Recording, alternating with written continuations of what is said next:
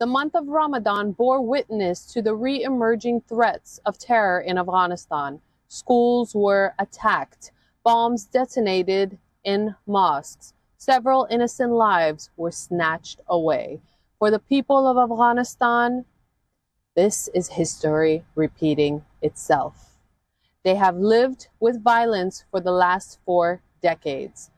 But when the Taliban came back to power last August, they promised better security, vowed to crack down on extremist terrors, big words that fell flat in mere months.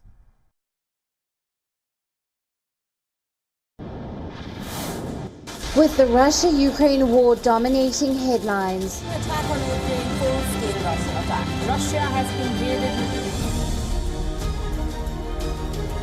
the threat of terror is once again brimming in South Asia. 7 explosions have rocked Afghanistan in just days. 8 months after the Taliban took over Kabul, the Afghans are seeing history being repeated, their lives threatened. In the last few weeks alone, the number of attacks has intensified in Afghanistan, fueling concerns that the country may again become a hub of instability and terrorism across South Asia and beyond. When the Taliban took over, people hoped that now, with the previous perpetrators in power, the deadly blasts will stop. The Taliban itself promised of internal security. Since grabbing charge, it cracked down on small extremist groups across the country, but failed to contain its nemesis, the Islamic State. Last week, a bomb explosion ripped through a crowded Shiite mosque in the Balkh province. Over 30 people were killed. Over 80 were injured. The IS, locally known as Daesh, claimed responsibility for the attack. Later that week, a similar blast occurred at the Maulawi Sekandar Mosque in the Kunduz province. More than 33 people were killed. No group has claimed responsibility for the attack yet. But that makes no difference to families who have lost their loved ones, to sectarian violence now surging across Afghanistan. The Shia community is being targeted in different places, in different events, especially in our religious events, especially in Muharram and other our religious events, our mosques, our Imam Bargas, all of these holy places are being targeted. The targets are not just Shiite places of worship. Earlier this month, Daesh bombed a school in West Kabul's Dasht-e-Barchi neighborhood. The school was located in the Shiite neighborhood.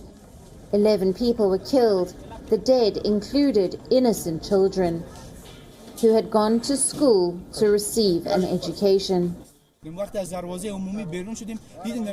When we stepped out of the main gate, we arrived in the street. The situation was so scary. Some of our friends had lost their hands. Some of them were covered in blood. People from nearby came to take the wounded ones to the hospital. The Taliban says that the Islamic State of Khorasan is headless. There is no leadership. They claim to have defeated the ISIS. But not only do they remain active, they are seriously challenging the Taliban regime. Terror groups like the ISIS-K are expanding quickly. They are adding more terrorists to their ranks. In January this year, the United Nations Security Council was given an assessment. It said that the Taliban hasn't taken any steps to limit activities of foreign terrorists. It also said that terror groups enjoy a great freedom in Afghanistan today, greater than any time in history. The Taliban's claims have fallen flat. Its promises of safety, like the many others, were just a facade. For the world, for the West, for them to get the recognition they desperately need. But caught between it all are once again the Afghan people. They have seen 4 decades of violence. They have seen their country pounded by endless violence, Different faces of terror, but the same fate for the 40 million people who are now asking, why is this happening to us all over again? South Asia Bureau, WION World is One.